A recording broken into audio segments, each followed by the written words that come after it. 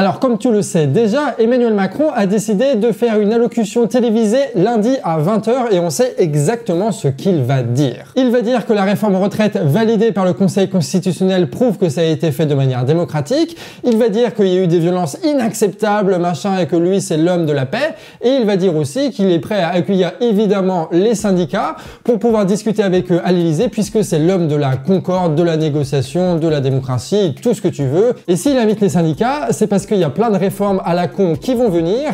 Et le gros message de son allocution, ça va être quoi? Ça va être que, il faut passer à autre chose, que la séquence sur la réforme retraite est terminée. Voilà, c'est ça le message de Macron, c'est ça la volonté de Macron, et c'est pour ça qu'il prend la parole. Sauf que, Macron, il est prévisible. Du coup, on sait tous qu'il va dire ce truc-là à peu près, et donc, en fait, on a tous anticipé. Et que nous, on va pas écouter sagement notre président parler à notre place à la télévision lundi à 20 h.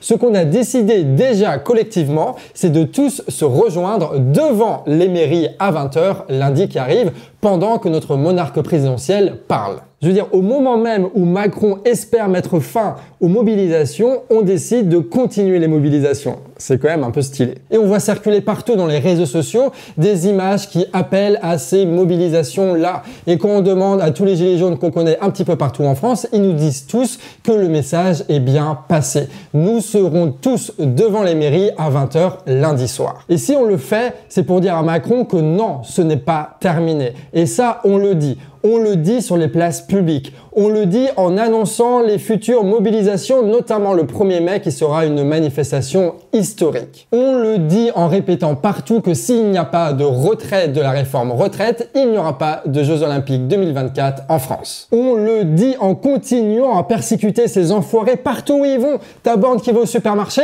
on est là. T'as Macron qui est aux Pays-Bas, on est là. Et toute la suite du mandat, on sera là pour les emmerder. Et on le dit aussi qu'on continuera ce mouvement-là parce que partout en France, on continue de parler de l'autoritarisme, du 49.3, du Conseil constitutionnel, de la réforme retraite, de l'inflation, de la guerre et tout ce qui va pas dans ce putain de pays. Donc non, ce n'est pas terminé et c'est pas Macron qui va tirer les bilans de notre mouvement social et c'est pas Macron qui va dire quand on va rentrer à la maison, ok? On est tous en train de se rendre compte que ce qui a commencé avec la réforme retraite ne va pas terminer de sitôt. Et qu'importe comment ça se transforme au fil des semaines et au fil des mois, ça va continuer. On sait que ce mouvement ne va pas s'arrêter là parce qu'on a vu ces millions de personnes dans la rue, on a vu ces milliers de blocages réalisés partout en France et on a vu ces centaines et ces centaines de TikTok qui ont réalisé des dizaines voire des centaines de millions de vues qui se foutaient de la gueule de Macron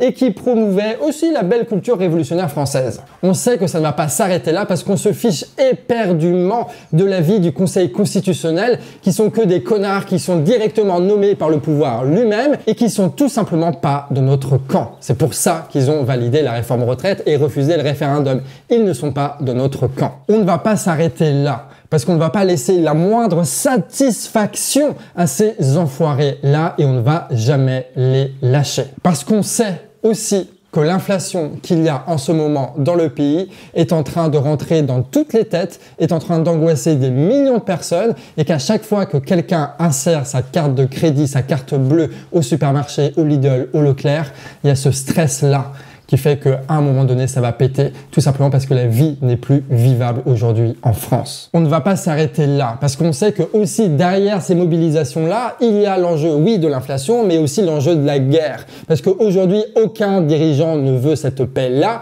et que si on veut empêcher le pire d'arriver, il va falloir qu'on se mêle sérieusement des affaires des puissants. Et tout simplement, on sait qu'on va pas s'arrêter là, parce que personne ne va rien lâcher. On a en face de nous notre époque, il y aura des crises, des révoltes en permanence dans ces prochaines années là et qu'il va falloir se mettre tous d'un coup à régler ces problèmes à un moment ou un autre et pourquoi pas maintenant. Alors oui, c'est vrai, la stratégie de l'intersyndicale n'a pas suffi.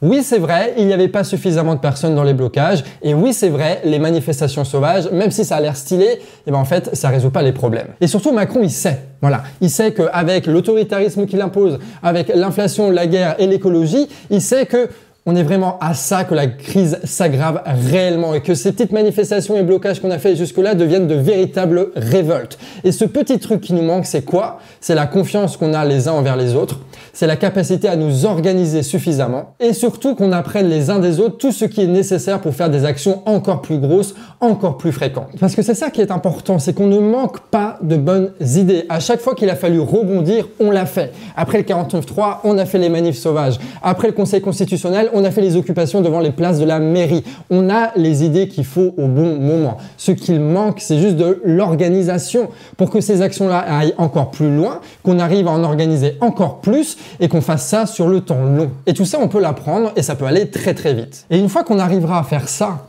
mais ce qu'on aura, c'est pas juste ce qu'on a eu là pendant la réforme retraite, c'est pas ce qu'on a eu avec les gilets jaunes, ce sera quelque chose de bien plus fort encore. Parce qu'on a trop appris ces dernières années pour répéter les mêmes erreurs et qu'on connaît trop bien les enjeux aujourd'hui pour répéter les mêmes erreurs. Macron, en ne lâchant rien, nous met au défi d'organiser une contestation encore plus puissante.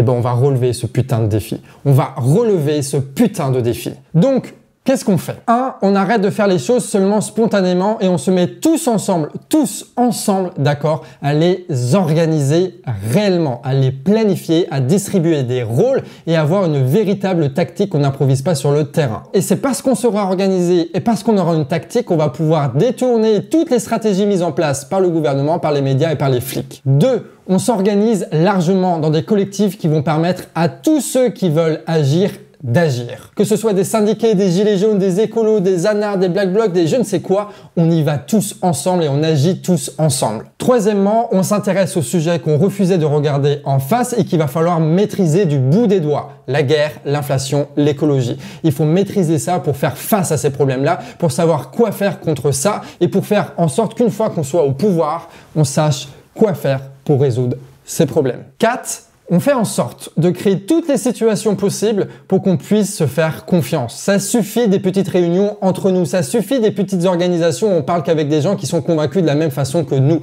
Il faut se mélanger, il faut prendre des risques ensemble et voir à qui on peut faire confiance. Voir sur quelles épaules on peut poser notre mouvement social et vous verrez, il y en aura des milliers. Ça veut dire qu'il faut multiplier les actions et que l'important dans ces actions-là, c'est que des gens prennent des initiatives, prennent des responsabilités et qu'on sache si oui ou non on peut leur faire confiance. C'est pas de savoir si on va réussir à bloquer une raffinerie pour renverser je ne sais quoi.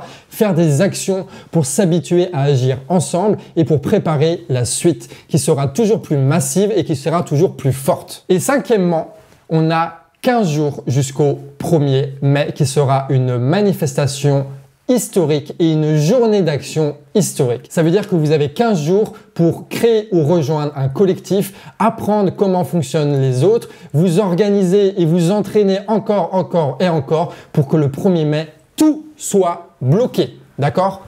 Tout soit bloqué, tout soit occupé et que les flics, les médias et les bourges et le gouvernement et tout le monde soient totalement débordés parce que nous serons des millions enfin à être en action. Et la première étape pour se faire confiance, la première étape pour s'organiser, la première étape pour savoir quelle action on fait et les faire, la première étape à chaque fois, c'est de se rencontrer. C'est d'avoir des lieux et des dates et des horaires où tous ceux qui veulent agir puissent se rejoindre. Et c'est précisément ce qui va arriver lundi 20h partout en France. Tous ceux qui veulent agir iront là-bas. Et c'est à partir de ces gens-là que vous allez pouvoir, que nous allons pouvoir organiser tout ce qui est nécessaire pour la suite. Et c'est fini les excuses de oui, l'intersyndicale fait pas les bons trucs, les machins. Maintenant, on est là tous dans la rue. Tout ce qu'on va réussir, ce sera de notre fait. Tout ce qu'on va échouer, ce sera de notre fait. Il est temps d'assumer les responsabilités jusqu'au bout et d'y aller, d'assumer. C'est pour ça qu'il faut essayer de ramener un maximum de personnes avec des mails, avec des boucles WhatsApp, sur Snapchat, sur tout ce que tu veux, par SMS, etc.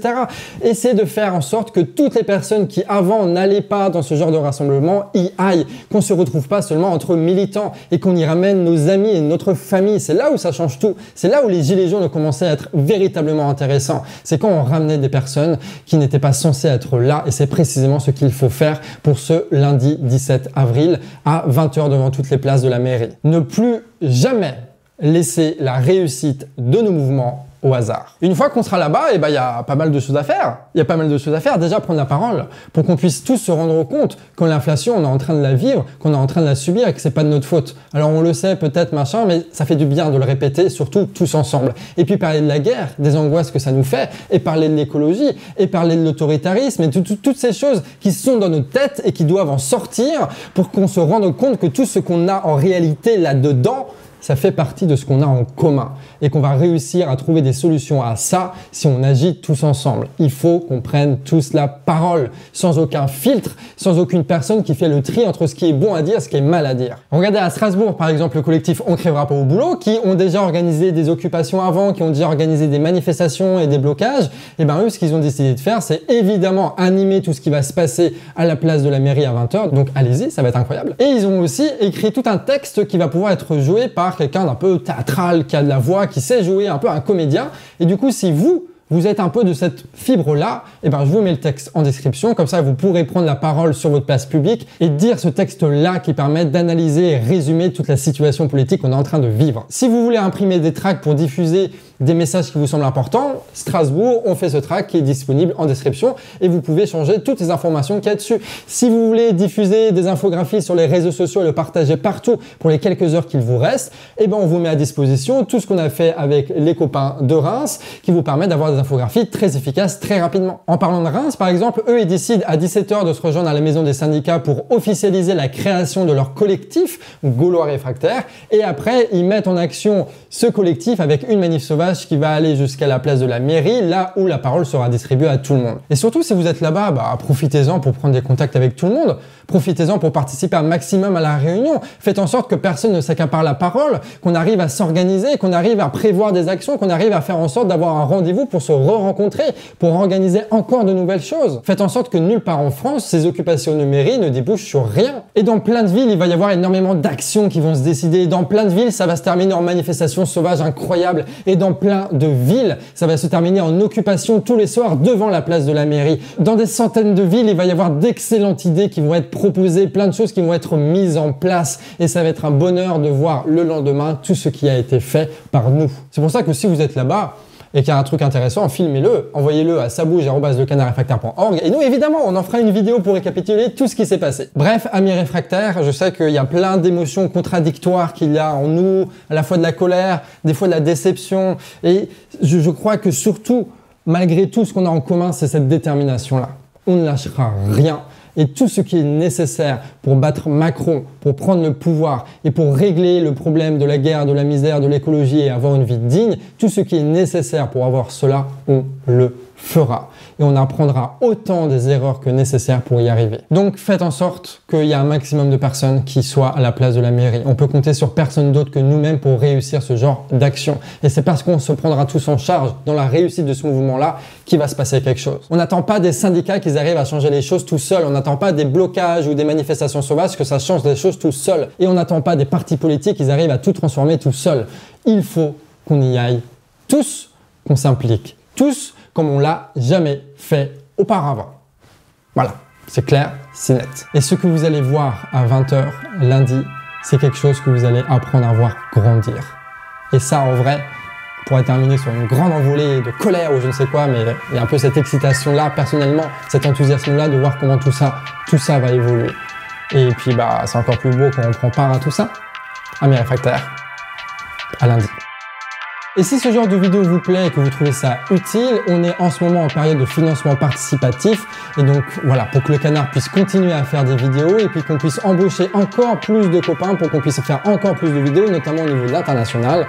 Donc voilà, si tu veux participer à ce média-là, tout est en description. Parce que ce serait con que le canard s'arrête alors qu'il y a tout qui commence à devenir intéressant là. Bon Dieu. Allez, bisous.